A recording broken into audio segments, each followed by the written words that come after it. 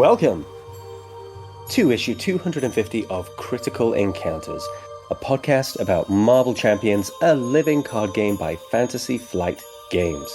Here we take a good look at that most critical piece of the game, the encounter sets.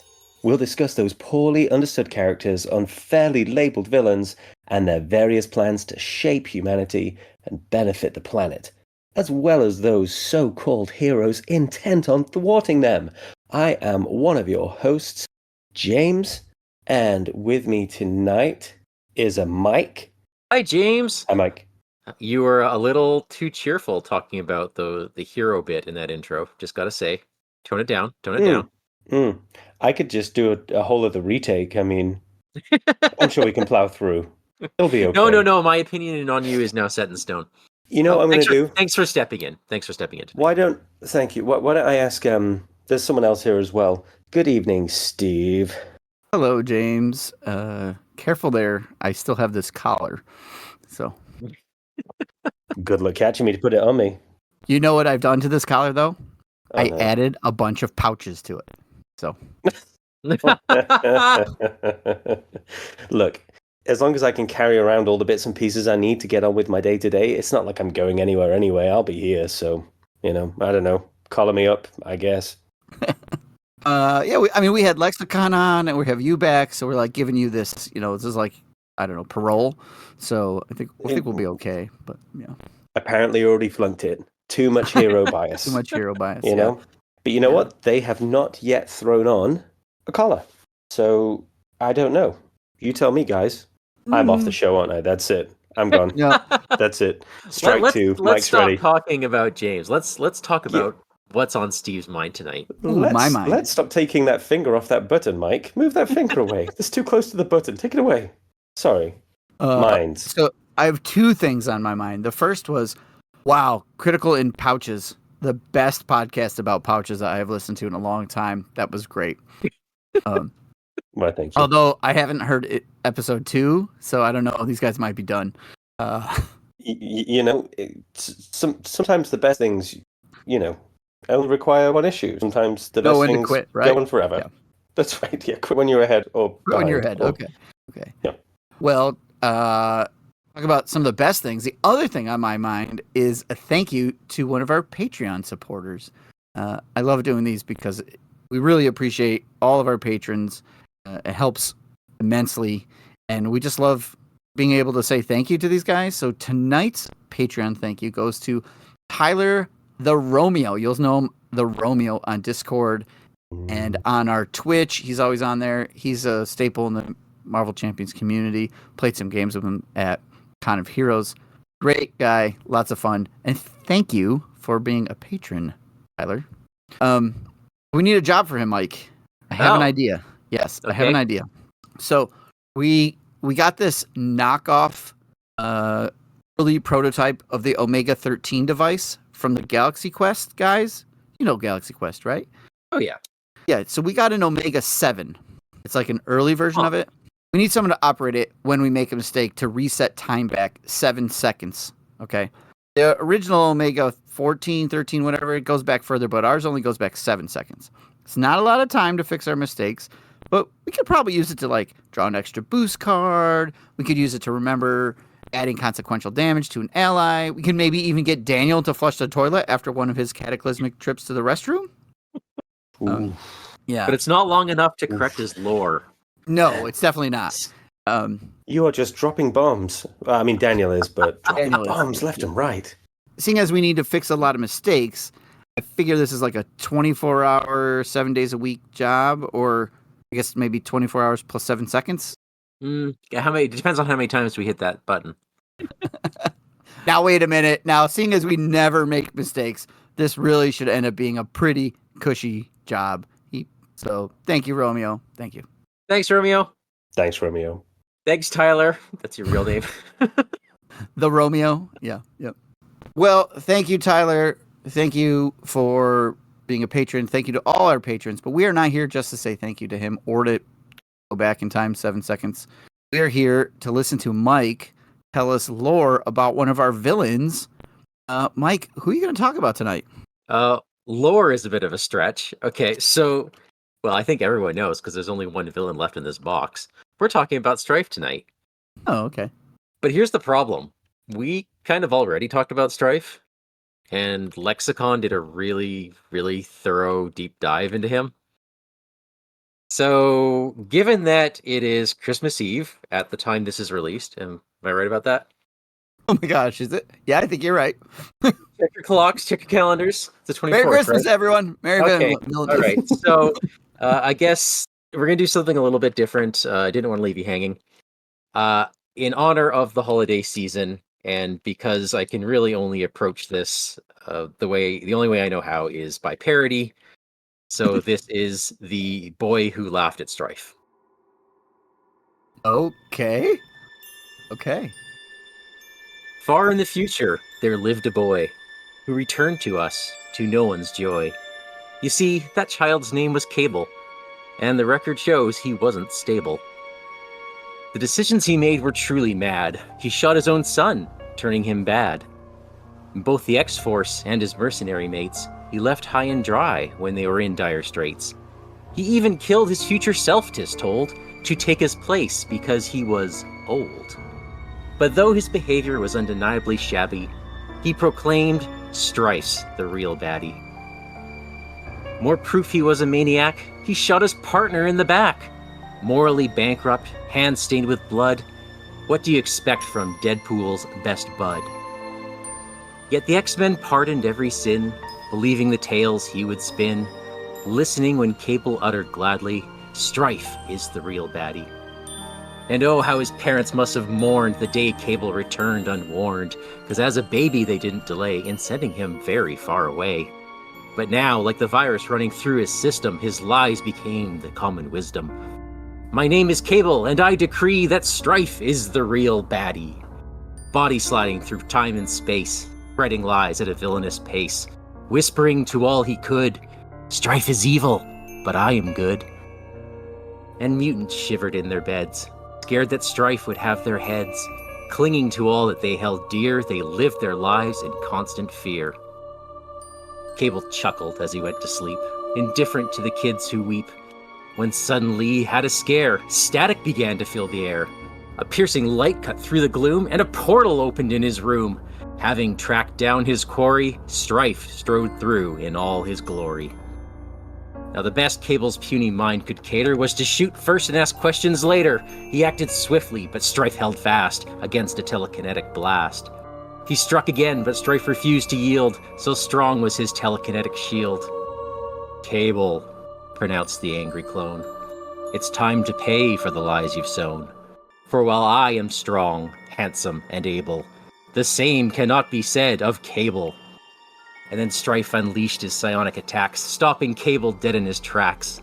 Wave after wave of psychic transferal reduced Cable's mind to that of a squirrel. Stryfe stepped back, having secured his vengeance for all he had endured.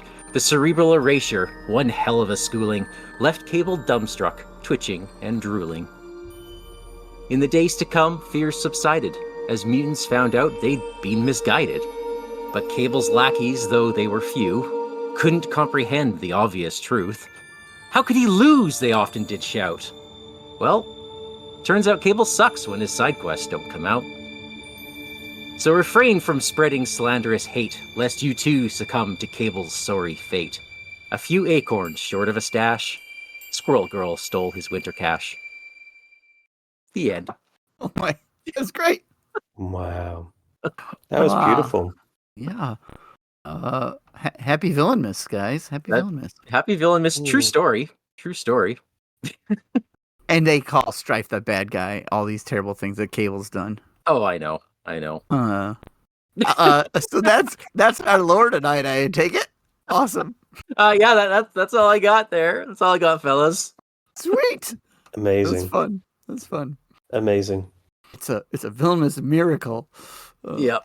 It's a miracle I got that together so fast. Yeah, you did a great job. That's excellent. I didn't know that was coming. Amazing. Yeah. Nope. You should always be fearful when you see a blank underneath Lord, the for my segment.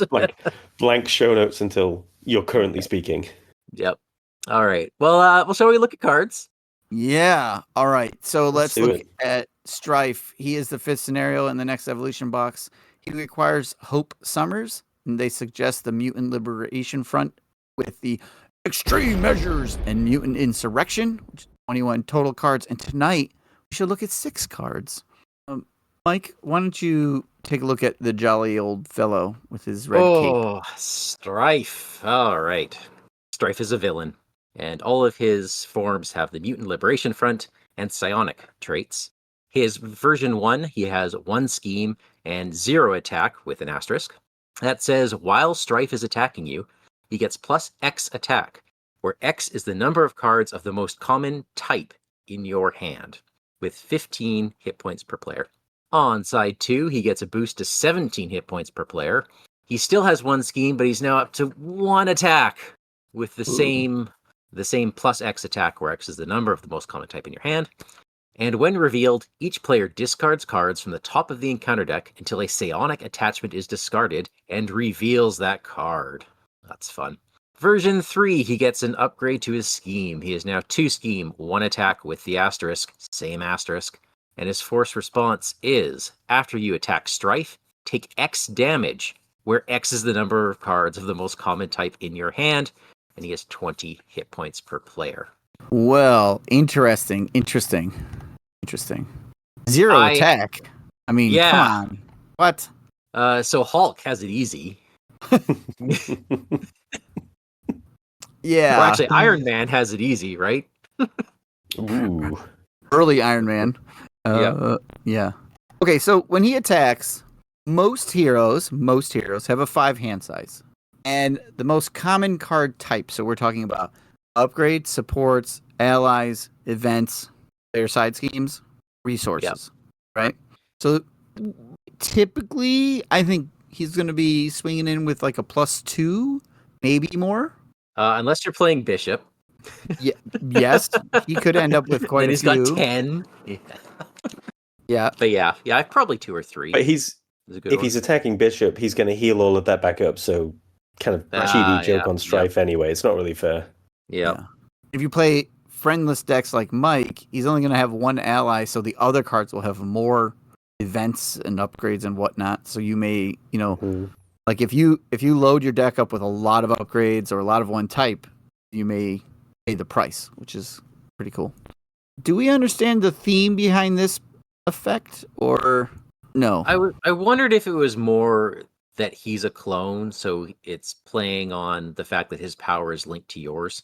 Okay, with the psionic thing, I thought maybe was part of it too, right? He's like, I mean, if you're playing Cable, I get both, but I think I'm with you in terms of the psionic. It's like, regardless of who you are, knowing what your hand is to a degree.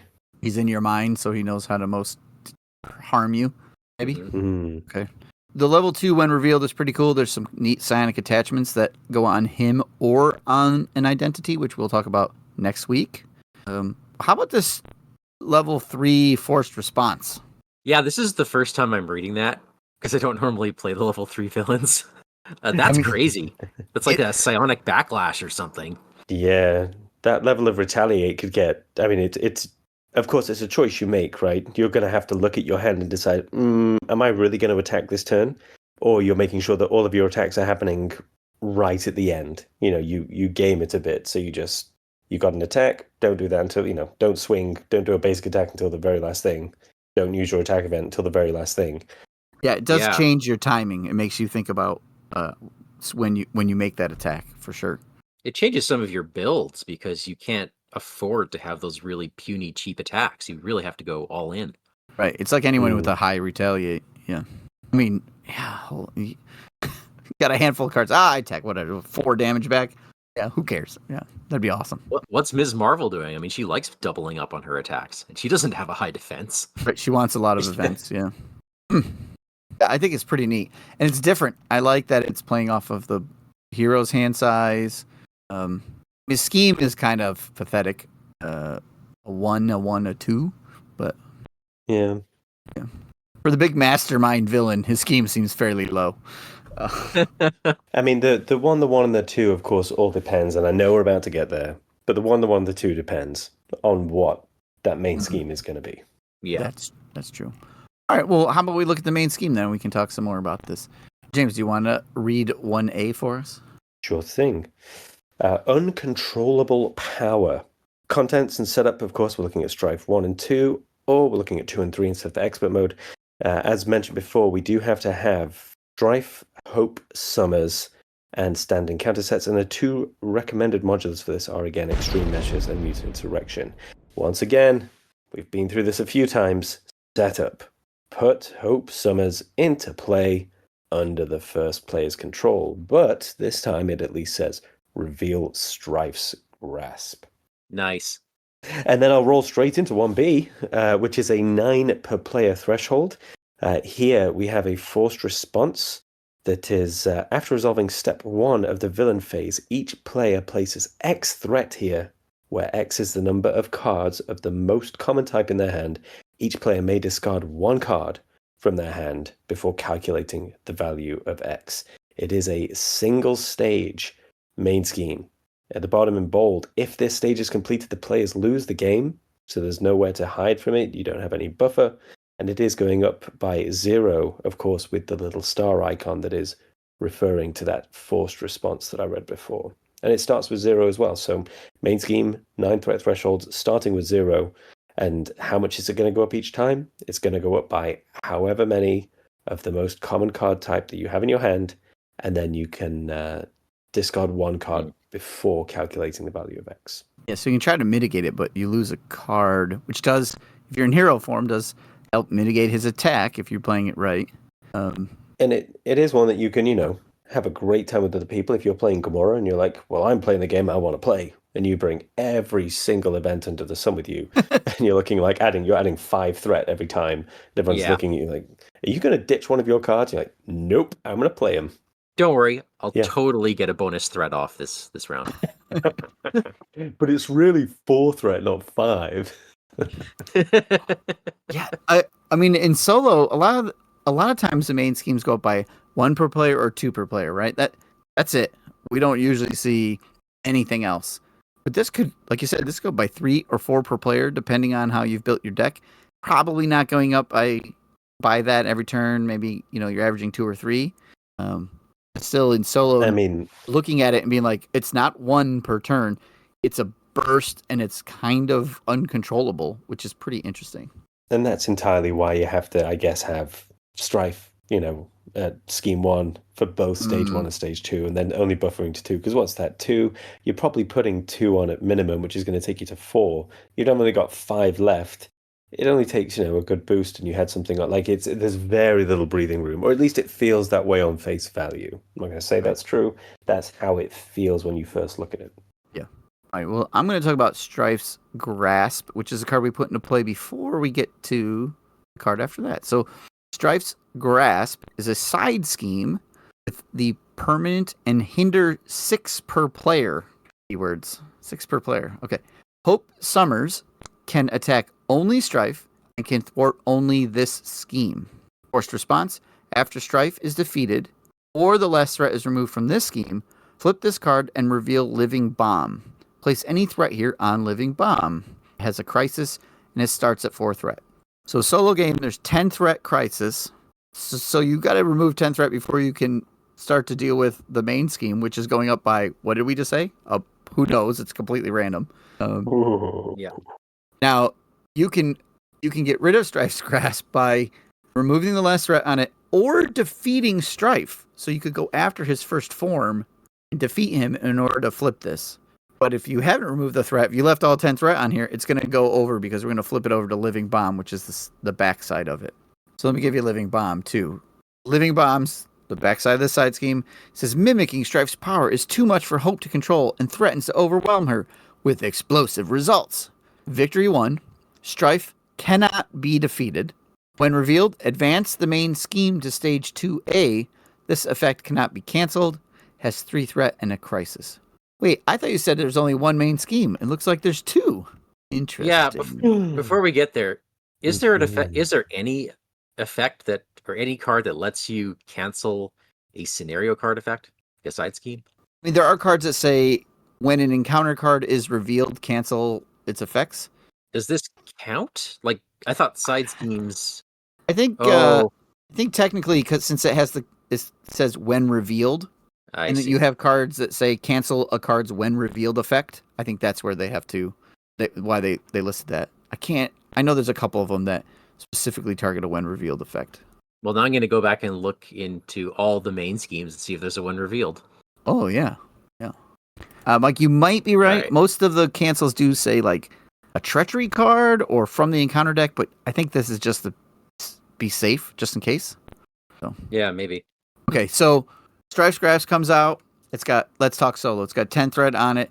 You either thwart away the threat, or you do. We're playing standard. You do 15 damage to Stryfe. You flip over Stryfe's Grasp, and while that's out, Hope Summer's ally can only go after this scheme or only after Stryfe. I mean, the artwork, he's literally holding on to her. He has a grasp on her, so I guess she kicks him a few times or something. This flips.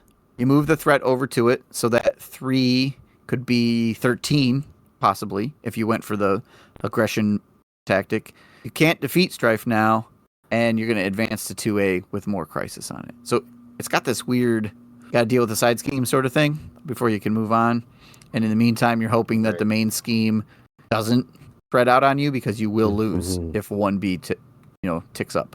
That is an insane amount of threat on that. Like, I did not struggle so much in solo, but even 2-player, I found this a very difficult scenario. It all depends on the build, right? Yeah, and it seems to be a little more chaotic the more characters are in the game, because the amount of threat just becomes that much more unpredictable. Yeah.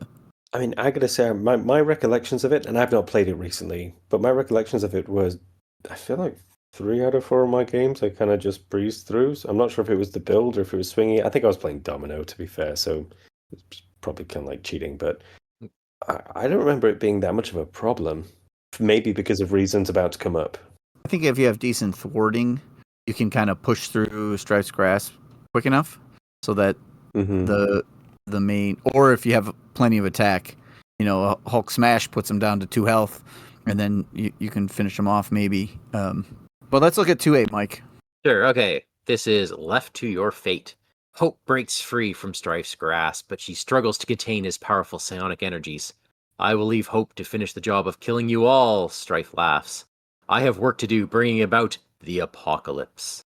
Dun, dun, dun. And on side B, 0 threat. Goes up by +1 threat per player. Maxes out at 8 threat per player. Stryfe is attempting to escape into the past. Who knows what havoc he will wreak. Stryfe gains Stalwart. Each identity gets +2 hand size.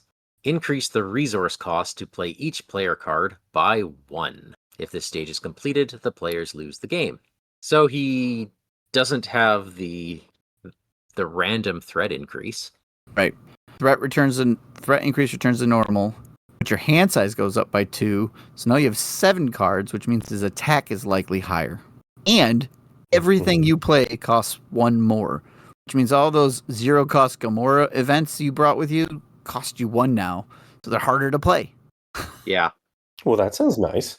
Yeah, and there's no more option to pitch 1 to try to reduce things, right? So it's a brutal effect. Yeah, it can be like, +2 hand size, and you're like, I'm basically going to use them for resources.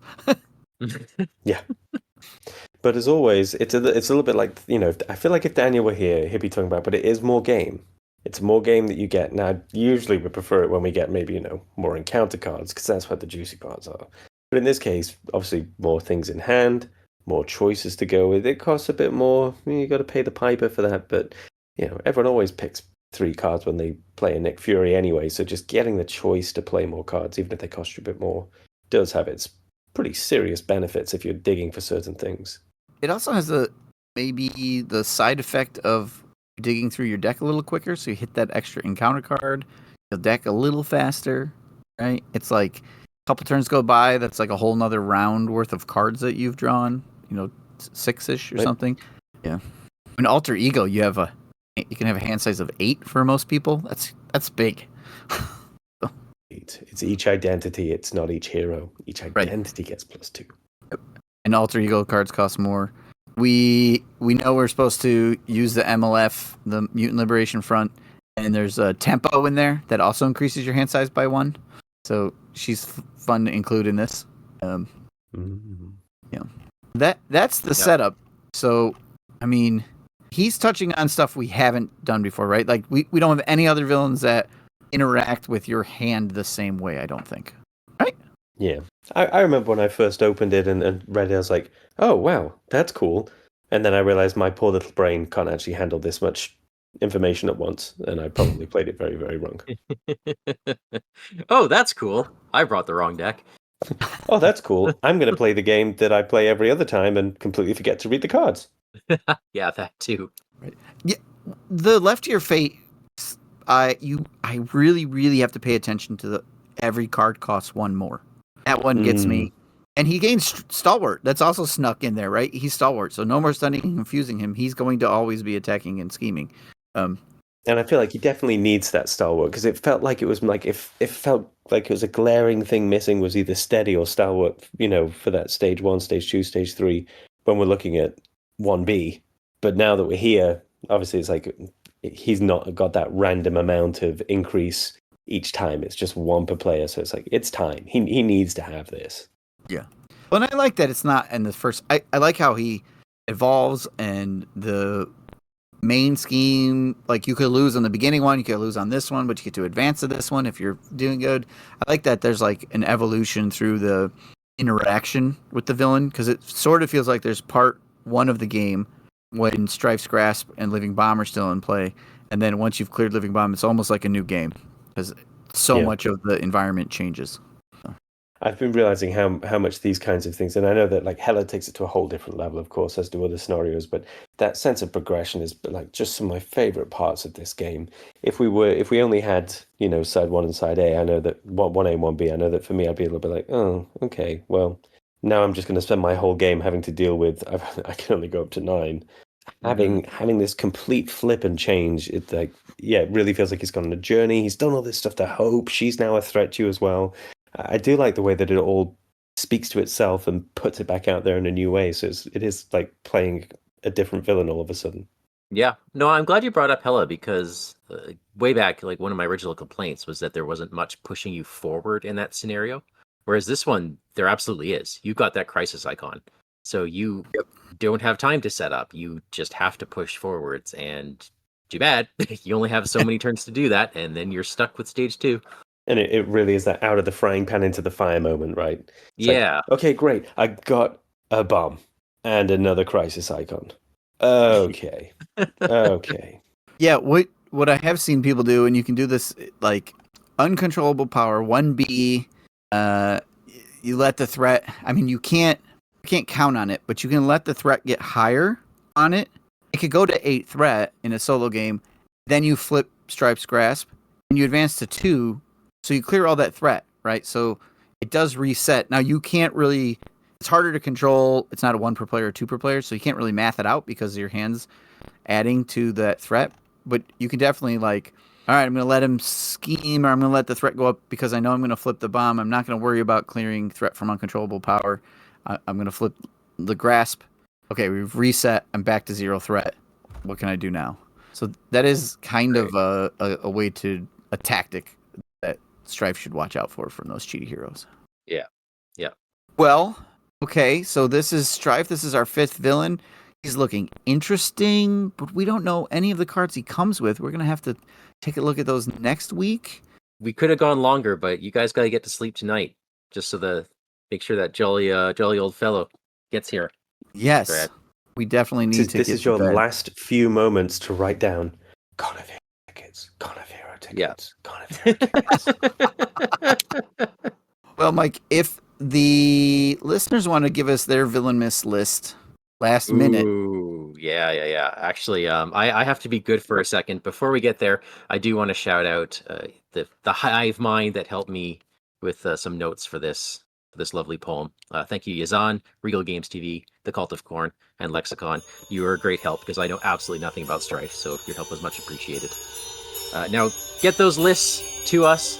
You can email us at criticalencounterspod@gmail.com. We are Critical Encounters on Facebook, and you can find our YouTube, Twitch, or Patreon by searching for Critical Encounters Podcast. And on Discord, we are Vardane, Big Foam Loaf, Wandering Took, and joining us tonight is our special guest, Darcy. If you like our show, tell your friends. If you don't like our show, tell your enemies. Stryfe, take us out.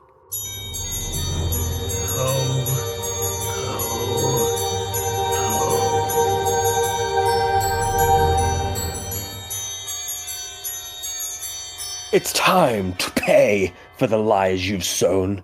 For while I am strong, handsome, and able, the same cannot be said of Cable.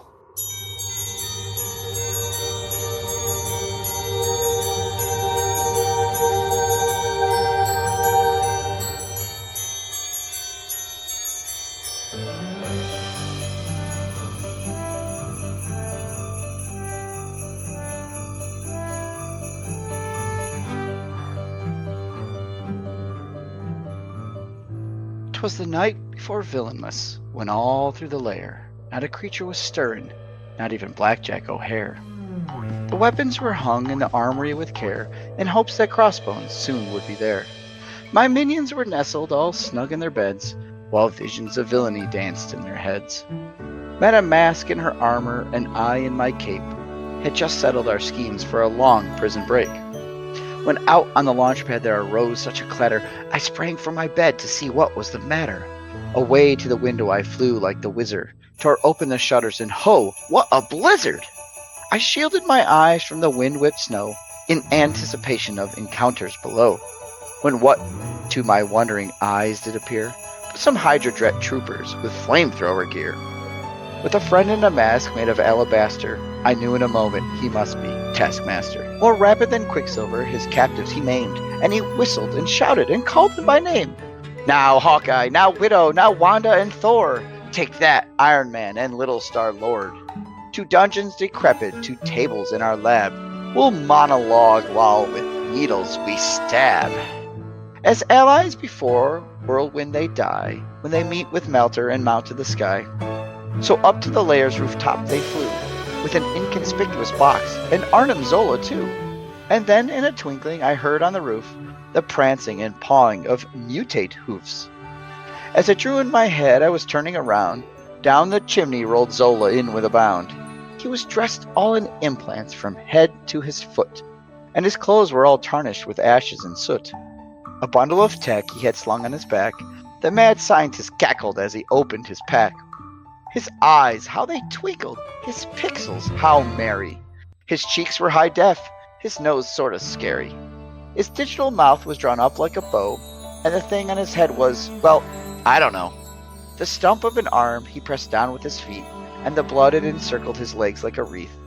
He had a broad face and a little metal belly that echoed when he laughed like an old-school telly. He was chubby and plump, a right jolly old thrall, and I laughed when I saw him in spite of it all. A wink of his eye and a twist of his head soon gave me to know I had crap loads to dread. He spoke not a word, but went straight to his work, and mutated my minions. Man, what a jerk!